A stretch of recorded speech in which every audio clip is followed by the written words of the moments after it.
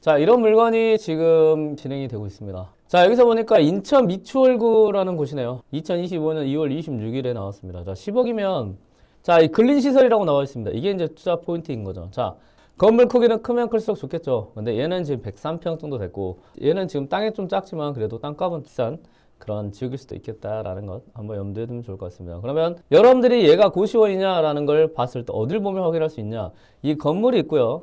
건물 안에 1, 2, 3, 4층 있죠. 중요합니다. 자, 1층을 보면 근린생활시설이라고 되어 있죠. 자, 2층은 뭐예요? 다중생활시설이라고 되어 있잖아요. 이게 무슨 차이냐? 생활이라는 게 뭐예요? 생활. 우리 사는 거죠. 생활하는데 시설이라는 걸 사는데 필요한 시설인가 보네요. 자, 근린이라는 건 뭐예요? 내가 생활하는데 근처에서 필요한 시설들이 있는 겁니다. 그럼 아파트에 있으면 아파트 사는 사람들이 생활할 때 필요한 시설이 뭘까요? 그렇죠? 여러분들 알고 있는 편의점 필요하죠? 세탁소 필요하죠? 이렇게 근처에서 이 생활을 하는 사람들한테 필요한 시설을 여러분들이 근린시설이라고 생각하시면 되고, 그럼 다중생활시설은 뭔데요? 다중이 뭘까요? 다. 많은 사람들이 이용하는 생활시설이다 라고 생각하시면 돼요. 그럼 얘는 고시원이다 라고 생각하시면 돼요. 얘는 뭐냐? 나이에요, 나이. 건물의 나이. 건물의 나이는 뭐예요? 여러분들 새 거 좋아하죠? 새 거는 고장이 잘 안 나잖아요.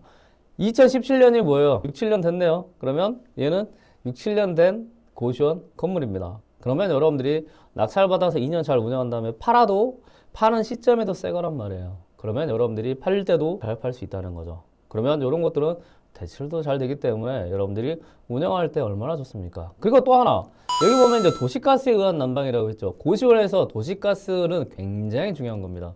고시원은 대부분 오래됐어요. 오래된 고시원들 여러분들 보시면요, 가장 힘든 부분이 뭔지 아세요? 겨울입니다. 겨울에는 봄, 여름, 가을에 벌었던 돈을 겨울에 좀 많이 까먹으세요. 당연히 만실로 운영된다면 괜찮은데 만실로 운영이 안 되면 다 까먹을 수밖에 없는 이유가 뭐 때문에 그럴까요? 난방비 때문에 그래요. 이런 하나하나의 포인트가 뭐예요? 여러분들이 정말 이 건물을 운영할 때 투자 포인트이다라는 것 기억하시면 됩니다. 자, 그러면 이 물건으로 조금 더 디테일하게 들어가 보겠습니다. 자, 말소기준 권리를 한번 보겠습니다. 말소기준 권리가 2017년 8월 23일이에요. 말소기준 권리보다 먼저 전입한 사람들이 없고 다 2021년 이후에 전입을 했는데, 여기서 중요한 포인트가 뭘까요? 이게 여러분들이 경매지를 읽어봐야 되는 겁니다. 자, 여기 보니까 부자이커님 무슨 고시원을 월세가 아닌 전세로 이렇게 있어요? 아하, 여기는 전세가 많기 때문에 여러분들이 걱정하는 게 두 가지예요. 아, 월세가 없지 않을까? 또 하나는 명도가 어렵지 않을까? 라고 생각하시는데요. 자, 월세가 없지 않을까 하는 부분은, 자, 이 물건이 왜 경매로 나왔는지 좀 이해하시면 좋습니다. 죄송하지만 이거는 채권자가요, 전세로 다 맞췄을 가능성이 굉장히 다분해 보입니다. 그 이유는요, 임차인이 여기에 계약해서 온 다음 언제 정도의 경매가 진행됐는지 보시면 돼요. 자, 2021년 7월 최근에 전입한 사람이 2023년 2월 16일이네요. 그러니까 전세로 다 맞춰져 있고 몇 달 뒤에 뭐가 됐냐? 경매가 진행이 됐습니다. 아시겠죠? 경매가 진행되려고 하면요, 이자를 안 내야 돼요. 이자를 안 내게 되면 은행에서 확인을 하고, 그 다음에 뭐 평가를 하고, 그 다음에 이야기를 하겠죠. 뭐 독촉을 하든 여러 가지 방식을 한 다음에 그 다음에 경매로 진행을 하죠. 그런데 제가 드리고 싶은 말은 뭐냐? 이자를 안 낸다고 바로 경매로 진행되는 건 아니다라는 거죠. 근데 안 냈는데 경매로 진행됐다는 거는 그 정도 시간이 있음에도 불구하고 여기가 다 전세로 맞춰져 있다는 거는, 이게 임차인분들한테 굉장히 가혹하지만 여러분들은 그래도 이 물건 자체가 월세로도 충분히 투자할 수 있는 포인트라는 거를 기억하셔야 됩니다. 자, 그러면 이 물건에 대한 한번 상태를 한번 보시죠. 이런 거 하나 잡으시면 여러분들은 그냥 월세 받다가 매매 차익 얻고, 그 다음에 몇 억 정도의 시드머니 가지고 또 투자하셔서 그 다음에 또 건물 하시고, 비밀번호까지 다 있고요. 스프링클러 있는 거 보이고요. 그리고 이렇게 여러 가지 시설이 다 잘 되어 있는 걸로 보입니다. 딱 봐도 깨끗하죠. 깨끗합니다. 그리고 자, 이 물건에 대한 위치를 한번 볼 수 있도록 하겠습니다. 자, 인천 미추홀구 영흥동에 있는데요, 인하대학교가 있네요. 그리고 인하대학교 바로 앞에 고시원이 있습니다. 자, 그러면 이런 것들은 여러분들이 다음 지도로 한번 들어가서 확인을 합니다. 다음 지도에서 확인할 것은 이제 뭐 여러 가지가 있지만, 이 대학교에서 대학생들이 가장 많이 가는 이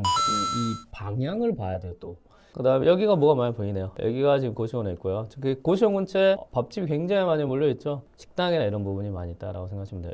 학생들이 여기서 가장 많이 모여 있고요. 그 다음에 여기까지 걸어갈 수 있는 곳이라고 하면 약간 거리도 한번 재볼까요? 여기서 걸어서 5분이네요. 걸어서 5분이니까 굉장히 가깝다라고 생각하시면 돼요. 그럼 여기서 이제 고시원을 한번 쳐보는 거예요. 여러분들 경쟁 고시원이라는 거죠. 자, 아까 식당들이 모여 있는 곳이 여기였어요. 고시원들이 모여있는 것도 여기죠. 뭐예요? 그쵸? 여기도 고시원들이 모여있다는 거 학생들이 많이 이용한다는 겁니다. 그러면 이제 여러분들이 광고하는 방법이 여기 또 있어요. 얘네들 클릭을 해보면 이제 여기에서 고시원이 얼마의 월세로 운영되는지 확인이 되겠죠. 39만 원, 그 다음에 보증금 20에 월 39에서 52만 원 정도 이렇게 운영이 되고 있네요. 그러면 여러분들이 월세를 따져볼 수 있고요. 그 다음에 이 고시원이 지금 얼마나 오래됐는지, 그리고 여기가 권리금은 어떻게 되는지, 이런 부분까지 확인한다고 하면 투자 포인트가 되겠죠. 자, 그러면 위치적으로 보면요. 학생들이 가장 많이 가는 곳이고, 그리고 고시원으로도 많이 운영이 되는 곳이다라는 것을 알 수 있습니다. 그러면 여기서 이제 여러분들이 투자 포인트를 이제 두 가지로 잡을 수 있죠. 하나는 인하대역이 있기 때문에 여기에서 버스 정류장이 근처에 있는 거를 확인하면 되겠죠. 자, 지금 경매 물건 이 정도 됐고, 이 버스 정류장이 여기도 있고요. 위쪽에도 있네요. 그리고 여기에 있다고 하면 이제 인하대역을 이용한 일단은 직장인들까지도 여러분들이 투자 포인트로 노려볼 수 있다는 게 이제 중요한 포인트이다라고 생각하시면 될 것 같습니다. 자, 투자하시는 분들이 대부분 뭐예요? 내가 1주택 정도는 있죠. 1주택 정도 있어서 아니면 2주택까지 있을 수도 있습니다. 어쩌다 보니까. 그런데 3주택을 하게 되면 여러분들 취득세, 뭐 종부세, 그 다음에 뭐 재산세, 여러 가지 부분이 굉장히 부담스럽죠. 그리고 향후에 1가 1주택 비과세 요건까지 맞출 수 없죠. 이런 부분이 굉장히 부담스러우면 여러분들이 원하는 건 뭐죠? 그렇죠. 그래서 지금 상가를 보려고 하는 거 아니에요? 그렇죠. 근데 뭐예요? 얘는 여러분들이 주택수에 포함이 안 된다고요. 포함이 안 돼요. 그리고 이런 물건들은 종부세에 거의 해당이 되지 않습니다. 왜냐? 종부세는 여러분들 집에 대한 페널티 2라고 생각하시면 돼요. 종부세는 상가나 토지에 대한 페널티가 없어요, 거의. 왜냐하면 토지는 거의 종부세가 없고요. 그 다음에 상가 같은 경우는 대지권에 대한 부분이 있거든요. 그것도 거의 페널티가 없다고 생각하시면 돼요. 그래서 여러분들은 이런 물건은 종부세에도 거의 해당이 되지 않는다라고 생각하면 지금 세금에 대한 부분까지 생각하면 투자 포인트가 될 수 있다는 거죠. 이런 애들이 이제 7억까지 유찰되거나, 요게 이제 지방이나 수도권에서 약간 근거에 있으면 이건 또 5억까지 유찰됩니다. 대박인 거예요. 그냥 여러분들이 배워놓으시면. 대박인 거예요. 그러면 이걸 여러분들 7억에 그냥 낙찰받았다고 예를 들겠습니다. 예를 들고, 대박 7억에 낙찰받으면 이가 얼마 정도의 매매가로 형성이 되어 있는지 한번 보시도록 하겠습니다. 자, 그러면 네이버 부동산 가서 한번 찾아보겠습니다. 자, 여기 정도 있는 걸로 기억하죠. 그리고 여러분들이 포인트를 잡아야 되는 게 상가 1, 그 다음에 원룸 15개, 100평, 그리고 17년식이죠. 여기 여러분들 포인트이다라고 생각하시면 돼요. 그리고 월세는 한 600 정도. 얘랑 비슷한 애들 여러분들이 이제 찾는 거죠. 자, 얘랑 한번 클릭해 보겠습니다. 얘는 이제 다가구인 것 같아요. 다가구인데 신축 원룸이라고 되어 있네요. 그런데 2019년이니까 경매물건보다 한 2년 정도 신축이네요. 얘는 다가구예요. 이 단독주택이라고 되어 있죠. 그러면 여러분들 주택수에 이제 포함된다라는 거죠. 그런데 얘가 건물이 크기가 205제곱밖에 되지 않습니다. 크기가 굉장히 작죠. 그래도 월세가 한 460만 원 정도 나오네요. 얘는 지금 다가구 원룸인데요. 얘는 543제곱이니까 경매 물건보다 크네요. 그리고 연식은 2016년식, 연식이 얘가 조금 더 좋죠. 그런데 월세가 지금 뭐 800만 원 나오죠. 그러니까 여기는 지금 제가 봤을 때는 거의 다 풀로 차 있다 생각하시면 돼요. 그리고 여기 있네. 자, 2종 근린생활시설이어가지고 뭐라고 되어 있어요? 고시원이고, 얘는 욕실수가 20개네요. 그러면 경매 물건이 15개였으니까 얘가 5개 정도 더 많다라고 생각하시면 되네요. 그리고 얘가 지금 뭐예요? 매매로 나왔는데 얘는 1년 정도 경매 물건보다 안 좋다. 근데 얘는 지금 상가가 없죠. 근데 경매 물건은 상가가 있다. 그러면 경매 물건이 상가가 있기 때문에 상가에 있는 경매 물건은요, 위치가 더 좋다라고 생각하시면 돼요. 그러면 일단은 일반 매물로 나온 게 한 16억 정도 나왔다 생각하시면 됩니다. 그리고 하나 더 찾는 거예요. 여기 보면요, 여기 상가 3일 공장 지시센터, 여기서 또 건물로 보면 또 나옵니다. 얘 클릭을 해서 이 정도 경매 물건이었죠. 얘 클릭을 하면 이제 나옵니다. 자, 199제곱 있고 얘 한번 클릭을 해볼까요? 기타로 되어 있네요. 여기 보니까 여러분들 아까 봤던 거 기억나시죠? 이종 근린생활시설로 되어 있고요. 자, 연식 2017년 1월 14일 비슷하죠? 비슷합니다. 얘가 지금 17억이에요.